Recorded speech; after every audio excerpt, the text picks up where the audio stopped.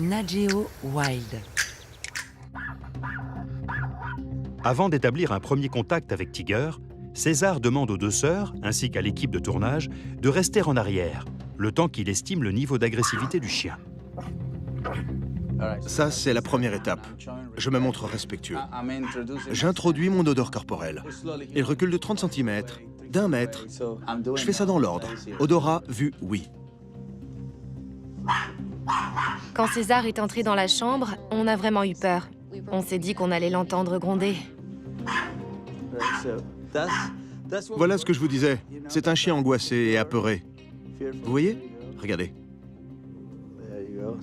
En réalité, il capitule assez rapidement. Généralement, quand je suis confronté à un chien nerveux, angoissé, paniqué, je constate qu'il n'utilise pas son odorat. Vous avez entendu ce petit aboiement? Ce petit aboiement aigu est une marque de grande nervosité. Ça vient d'un chien qui est stimulé par sa vue ou par son ouïe. Un chien qui se sert de son odorat fait...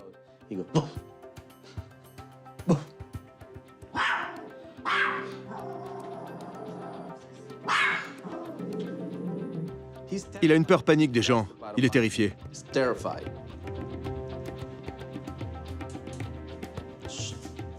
C'est une bombe à retardement. C'est parfois ce moment de silence qui est le plus effrayant avec Tiger, juste avant qu'il attaque. Là, ça a duré longtemps. On n'arrivait pas à y croire. On s'est demandé s'il était mort. Il m'a envoyé un message très clair avec ses yeux. Il m'a dit « J'ai besoin d'indications. Dis-moi ce que je dois faire. » Cet échange de regards est formidable. Ça nous permet de communiquer. Je ne vais pas le toucher pour l'instant parce qu'il n'en a pas envie. C'est aussi simple que ça.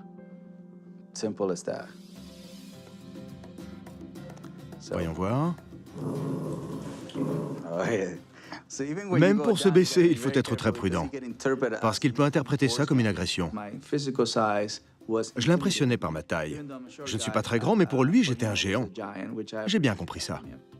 Regardez bien. Avec mon langage corporel, je vais descendre de telle manière à le rassurer. Voilà, je descends. À la verticale. En me penchant, je dis au chien, je m'offre à toi, tu peux me mordre. Mais si je descends à la verticale, je lui dis, je veux être avec toi.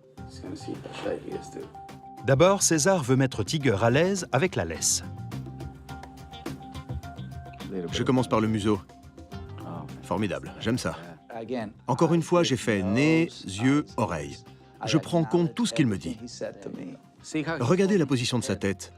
Ça signifie qu'il ne veut pas la laisse. C'est un signal négatif. Là, je lui donne de l'affection avec la laisse. Maintenant, c'est ça que la laisse va représenter. Ensuite, je la lui passe. J'ai réagi à son comportement. Je lui ai fait comprendre que je savais ce qu'il m'avait dit. Voilà. Il résiste un peu. C'est ça, résiste un peu. C'est ce que je voulais.